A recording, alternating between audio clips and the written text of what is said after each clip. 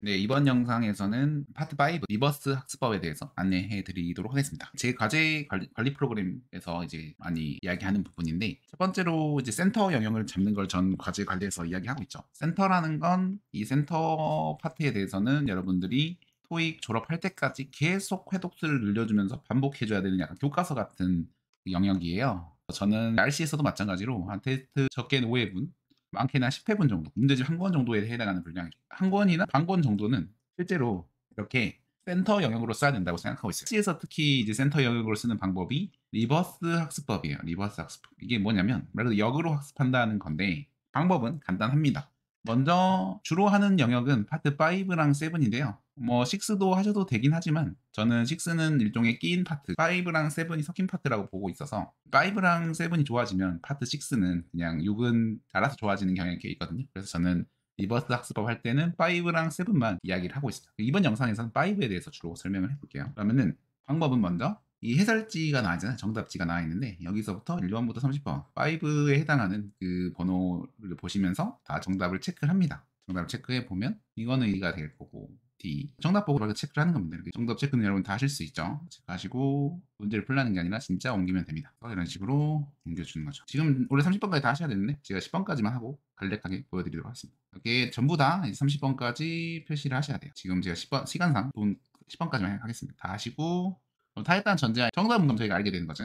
이 정답을 안 상태에서 뭐를 하시면 되냐면 딱 보시고 이 A번이 들어가는 이유를 알겠다, 이런 문제가 있을 수도 있고요. 본인 어떤 역량에 따라서, 실력에 따라서. 그리고 어떤 문제나 이게 왜 투부정사 자리인지 이게 정답이 되는지 모르겠다 하는 문제가 있을 거예요. 그러면 여러분들이 하셔야 되는 건 그런 문제부터 먼저 솎아내셔야 돼요.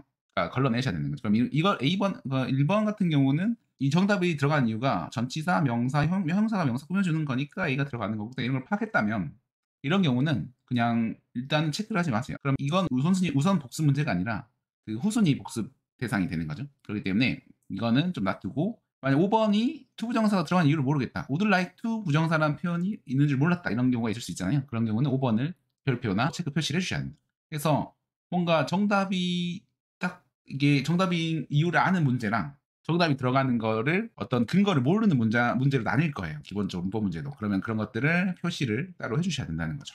그 어휘 문제도 마찬가지예요. 어휘 문제도 어휘를 모르는 정도가 있을 거예요. 그러면은 여기서 만약에 A, B를 몰랐다, D를 몰랐다, 아니면 뭐 in addition을 몰랐다, as a result를 몰랐다, 이런 것들이 있을 거예요. 이런 것들을 지금처럼 다 형광펜으로 표시를 해줍니다. 그래서 이 어휘 문제랑 접전부 이런 문제들은 모르는 선택지가 있으면 형광펜을 쳐주셔야 돼요. 일단 문제 있는 문장보다는 지금 선택지 관점에서 이야기한 겁니다. 하셔야 되는 첫 번째는 문법 문제의 경우에 내가 근거를 아는가, 근거를 아는지, 근거를 아는가, 근거를 모르거나 애매하게 아는가, 이거를 분류를 하셔야 된다는 거죠. 문법 문제에 대해서. 그리고 어휘나 접전부 문제에서는 선택지에서 모르는 어휘를, 혹은 접전부로 치면 어떤 품사인지, 어떤 전치사인지 접속사인지 부사인지를 모르는 경우가 있을 거 아니에요. 예절이절 뜻을 알아도 이게 부사인지 전치사인지 접속사인지를 알아야 된다는 거죠. 그래서 그런 걸 모르면은 이제 이렇게 형광펜으로 표시를 해주셔야 됩니다. 형광펜 표시. 그래서 이렇게 한 상태에서 한번 걸러졌잖아요. 그럼 걸러진 문제들이 있는, 그러니까 예를 들면 어휘로 치면 형광펜이 있고, 문법으로 치면은 이 별표, 그 다음에 표시가 된, 그러니까 이쪽에 해당하는 애들이죠. 이쪽에 해당하는 애들을 가장 우선순위로 학습을 해주셔야 돼요.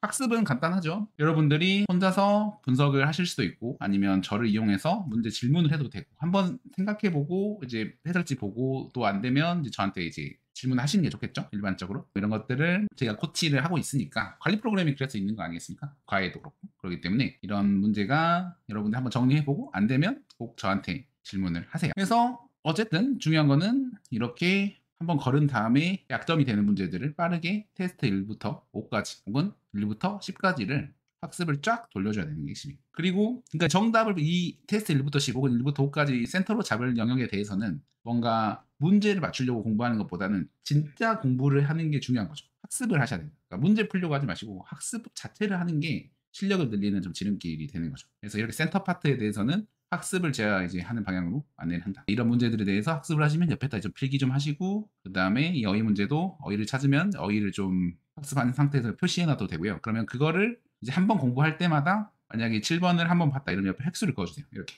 2번 봤다? 그럼 획수 2번 그어주고, 그 다음에 이 획수가 그럼 쌓이겠죠, 계속. 몇 일, 몇 주, 몇 달 공부하다 보면. 그럼 여러분들이 최종적으로 이 획수가 한 제 추천선 20개 이상은 만들어져야 돼요. 한 문제당 20번 이상은 볼 수 있는 그 레벨이 그 공부 누적 복습량이 돼야 된다는 얘기거든요. 그래서 5는 정리를 하자면 정답을 다 체크한 다음에 어떤 문제가 근거를 정확히 알고 모르는지를 문법에서 나누고 모르거나 애매한 문제를 계속 해독서를 늘려준다 이런 느낌인 거고, 거의 접전부에서는 선택지에서 몰랐던 단어가 있는 부분들을 형광펜으로 빠르게 표시하고 그 학습을 한다고 생각하시면 됩니다. 그 문제를 형광펜이 있는 문제를 학습을 하는 게 가성비가 가장 높아요. 모르는 어휘가 있는 난이도의 어휘 문제를 하는 거니까 본인 수준에서. 네.